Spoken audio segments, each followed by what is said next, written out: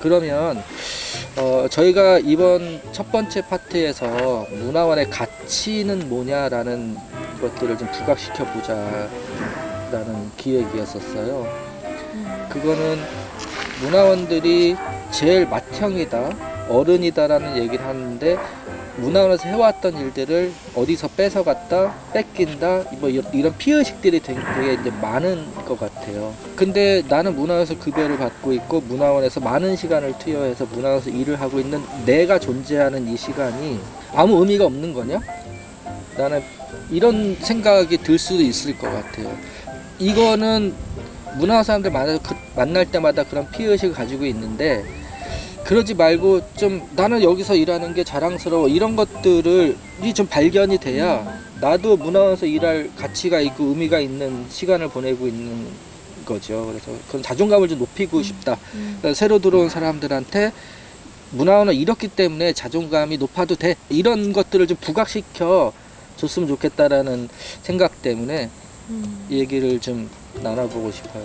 네, 저희 지역이 광명인데 광명 같은 경우는 이제 재단이 2017년도에 출범을 했어요. 그러니까 저희도 지금 말씀하셨듯이 이제 재단이 생기면서 뭐 빼앗겼어라는 개념에서 약간 피해의식들이 뭐 이제 시간이 흐르면서 희석되고 있긴 하지만 아직 남아 있고 저희도 모르게 뭔가 자료 요청이나 뭔가 같이 하자고 했을 때 방어적인 태도를 취하게 되더라고요. 근데 왜 그럴까? 계속 고민을 했을 때 약간 그런 서로 영역에 대한 그동안의 활동에 대한 그 인정과 배려가 결여됐기 때문에 그렇지 않나. 그러니까 사실 광명 같은 경우는 저희가 이제 슬로건이 지역 문화의 디딤돌이거든요. 그러니까 우리 문화원이 하는 모든 것이 광명 문화의 시작과 끝이었어요. 근데 그것이 어느 순간 문화재단이 생기면서 많은 뭐 운영하던 시설들도 이양이 되고 사업들도 이양이 되면서 그것들이 이제 그런 탈락감들이 계속 생기고 그러면서 좀 상실감이 많이 생겼는데 근데 거기서 멈춰 있으면 안 된다고 생각하거든요. 뺏긴 거는 뺏긴 거고 오히려 그러면 너네가 뺏어갔지만 우리는 뺏긴 게 아니라 너희한테 준 거야. 정확하게 뺏긴 게 아니라 우리가 제공한 거야. 라는 목소리를 이제는 내도 되지 않을까 하는 생각이 들거든요. 어차피 그러니까, 그 시작은 문화원에서 네, 했다. 그러니까 지금 저희가 2005년, 4년, 5년부터 1인 1악기라는 그 운동을 시작을 해서 시민들이 한 가지 악기를 배울 수 있도록 하는 프로그램들을 굉장히 길게 했었는데 그게 이제 문화재단으로 넘어갔어요. 그리고 이제 그거를 1인 1악기에서 1인 1기로 한 가지의 기술을 배운다 이렇게 전환을 했는데 지금 이제 그들이 하는 이야기들을 보면 예전에 문화원에서 했던 이야기는 요만큼 그리고 이제 우리가 이렇게 확대해서 개수도 이렇게 늘었고 뭐 동아리도 이렇게 많이 했고 근데 사실 그 수들이 원래 있던 거예요. 근데 그거를 모아서 포장을 해서 보여주는 거죠. 그러니까 그랬을 때 그 역할들의 바탕에 우리가 했어. 분명하게 이제 이렇게 피해의식이 있는 게 아니라 우리가 했어. 우리가 한 거 인정해. 약간 그런 소리를 이제 내도 되지 않을까. 좀 그런 생각이 많이 들고요. 그리고 이제 아마 다 공감하실 텐데 문화원에서 가지고 있는 굉장히 향토사적인 것들 모았던 자료들을 요청하시는 데들이 되게 많은데 이거를 문화원이 제공했다고 표시해서 쓰시는 데가 사실 별로 없어요. 그러니까 이거를 좀 더 명확하게 뭐 후원, 제공, 문화원 이런 식으로 좀 표기하게 뭐 공문으로 오가든지 좀 우리가 직접 찾아가서 그 현장을 확인한다든지 그런 과정을 통해서 우리에게 요청을 하면 언제든지 줄 테지만 그거를 좀 공식적으로 표현을 해달라 이런 과정들이 조금 누적이 되면 훨씬 문화원이 이런 일들을 하고 있고 이런 모았던 자료들이 쓸모없는 게 아니라 이렇게 지역에서 활용될 수 있구나 이런 모습들을 좀 보일 수 있을 것 같아요. 자연스럽게 그 문화원이 보유하고 있는 자료를 어떻게 아카이빙 할 것이냐 뭐 이런 얘기들로 넘어갈 수 있을 것 같아요. 지금 정국표 선생님은 이목 구심서라는 향토사 전문 책방을 운영하고 계시는 걸로 알고 있는데 문화원에서 발간되는 저도 한번 가봤습니다만 문화원에서 발간되는 책이 정말로 많아요. 거의 다 모아놓고 계신 것 같아요. 근데 그걸로 장사를 할 수 있을까라는 생각은 들지만 문화원에서 보유하고 있는 자료가 활용된다 뭐 이런 아카이브에 관련된 이야기를 하셨는데 네. 예. 그거 굉장히 중요한 부분이거든요. 제가 그러게 그 책을 모은 것은 지역 문화하고 그 지역의 특징들을 토대로 해서 안내하는데 그러니까 그 여행기와 관련된 글을 쓸 때 참고하기 위해서 모았던 것들인데 이곳저곳 다니면서 모으다 보니까 한 4,000에서 5,000권 가까이 그렇게 모았어요. 모으고 이제 이것들을 저는 활용을 하는데 이제 함께 같이 보고 싶은 거죠. 나눠서 보고 싶어서. 특히 뭐였냐면 지역 축제가 그렇게 난립하게 되면, 난립이라면 좀 미안한 얘기긴 하는 난립이죠. 난립하게 되면서 그 전부 다 그 베껴 쓰는 축제예요. 자기 기반이 없이. 내 동네가 가지고 있는 그 특질들을 전혀 고려하지 않은 채 그냥 무엇이 유행하니까 트렌드만 따라가는 건데, 이게 저는 보기에 속상한 거죠. 너희 지역은 이런 곳이야 라고 하는 거. 그럼 지역의 그 향토사에 대한 공부가 되어야만이 그 다음에 축제 안에서 기본적인 컨셉들이 수립되고 그걸 보호하고 또 지속 가능하게 하면서 다른 그 부가적인 놀이라든지 유의라든지 이런 것들이 들어와야 되는데, 이게 지역의 정체성을 아예 거론되지 않은 채 축제를 전개하는 방식들, 이런 거에 대한 제가 할 수 있는 얘기들은 야, 좀 보고 좀 공부 좀 해 라고 하는 그런 것도 있고, 또 하나가 이제 좀 센 얘기인데, 대한민국 국민으로서 우리는 이번 코로나 K 방역에 이 자부심도 굉장히 많이 가졌잖아요. 그런데 저 같은 사람의 입장에서 이런 부분에 대한 자부심도 같지만, 인문 지리에 대한 부분에서 대한민국은 인문 지리를 어떻게 대하고 있는가에 대해서 생각해 보면, 국가가 성립된 이래 국가가 주도적으로 대한민국의 인문 지리를 정리한 적이 한 번도 없다는 거예요. 지봉유설이라고 하는 것도 마찬가지 이수광이 정리를 했고, 그 개인이 정리를 한 거예요.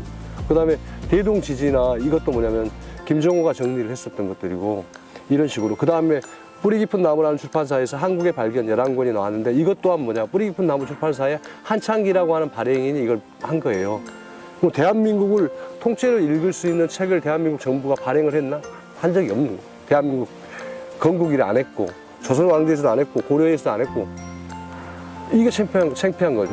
또 한편으로 그러면서 뭘 하냐, 국어사전은 통일시켰어요. 국어사전이 통일이라고 하는 게 어떤 의미를 갖냐면, 사전을 옛날에 이제 상 받아보시죠. 뭐 우등상, 개근상 뭐 이거 받아보잖아요. 그러면 옛날에 사전을 선물로 줬어요. 그러면 사전 받았는데 뭐 세안 국어사전, 민중 국어사전, 동화 국어사전, 뭐 표준 국어사전 이런 식으로 받았는데, 지금은 대한민국의 국어사전은 표준 국어사전밖에 없어요. 그러면 똑같은 단어를 가지고 해석하는데 한 가지 해석밖에 없는 거예요. 5가지 사전이 있으면 5가지 사전의 해석이 다 각각 다르거든요. 지방 문화가 뭐냐면 백화만방처럼, 백화제방처럼 엄청나게 많은 문화들이 있는데, 이 문화를 한꺼번에 모아서 정리하려고 하는 국가의 노력이 한 번도 없었다. 그러니까 담양에다가, 전라도 담양에 책 안 팔리는 구석지에다가 책방을 만들어 놓고, 제가 하고 싶은 것은 지역에 있는 문화원에서 50년, 70년 이렇게 1950년대에 문화원이 만들어져 가지고 그동안에 그러게 수많은 책들 따돌림 당하면서 소외 당하면서, 이건 학자가 연구한 게 아니야 그러면서 잡문 취급 받으면서 그렇게 하면서 발간됐던 그 자료들을 국가가 지금 모아보려고 생각했냐, 문화원 연합회에서 모아보려고 생각했냐, 제대로 안 한 거잖아요.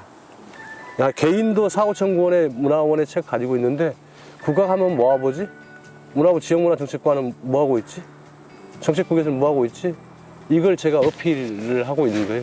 비단 문화원뿐만 아니라 지역에 있는 문화와 관련된 곳에서 발간되고 그 소소하게 나눠서 보던 그 책들, 네, 그런 의미를 가지고 있습니다. 그래서 아까 말씀하신 문화적 정체성을 기반으로 해서 활동하는 것들에 대한 긍지와 자부심이 있다면, 그 자부심들이 더 공고화되도록 하는 게 이제 지금 또 문화원이 좀 해야 될 일 중에 하나죠. 저도 이제 문화판에서 오랫동안 일을 하다 보니까 이제 어느덧 이제 제가 현역으로 뛰면 남들이 흉보는 그런 상황까지 돼 있어요. 그러면 이제 제가 요즘 직위가 위원 전문위원입니다. 자문위원, 문화원연합회 자문위원 이런 식으로 위원을 하고 있는데, 이 위원들은 이제 사실은 정책적 발언을 할 수가 있잖아요. 문화부의 고위 관료들이라든지 또 뭐 국회가 됐든지 예술위원이라든지. 그러니까 거기에 갔을 때 뭐냐면 지역 문화의 현장들에서는 이걸 하고 있고, 또 이런 것이 요구되니까 이걸 합시다라고 얘기할 수 있는 이 단계까지 왔으니까 이걸 이제 관철시키려고 사실 하고 있는 거죠. 근데 저는 액션을 안 하면서 그냥 입으로만 떠들고 싶지는 않기 때문에 한 달에 책이 코로나 이후에 한 권도 안 팔리는데, 코로나 전에는 한 권씩은 팔렸는데 그런 서점을 운영하는 거예요. 하지만 문화부나 이런 곳에는 대놓고 그런 얘기를 하는 것들이고 실제 선생님들이 계시는 공간에서 만들어냈던 책들은 엄청나게 유용하거든요. 저는 그것 가지고 논문도 석사 논문도 사실은 지역에 있는 문화관광자원의 관광 상품화에 대한 논문도 그 문화원이 없었으면 저는 못 썼던 그런 경험들이 있어요.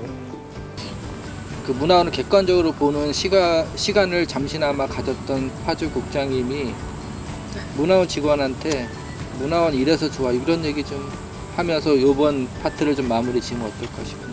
그런 것 같아요. 그러니까 문화원이라는 조직 자체가 사실은 우리가 민간 조직이잖아요. 민간 조직이다 보니까 우리가 법령이나 여러 가지에 의해서 보조금이나 이런 부분들 때문에 좀 제한되는 부분들도 있지만 그럼에도 불구하고 어떤 관청이나 다른 그 기관들이 갖지 못한 자유로움, 어떤 창조적인 활동을 할 수 있는 그런 기반은 저희가 갖고 있다고 생각을 해요. 그런 그 기반을 바탕으로 해서 각자가 갖고 있는 어떤 문화적인 활동에 대한 성과를 좀 거두고자 노력을 하고 그 꿈을 실현시키기에는 정말로 좋은 자기들의 어떤 역할, 노력에 따라서는 정말로 스스로에게 만족할 수 있는 또 지역에 기여할 수 있는 그런 어떤 활동을 펼칠 수 있는 공간이 문화원이 아닐까 이렇게 생각을 합니다.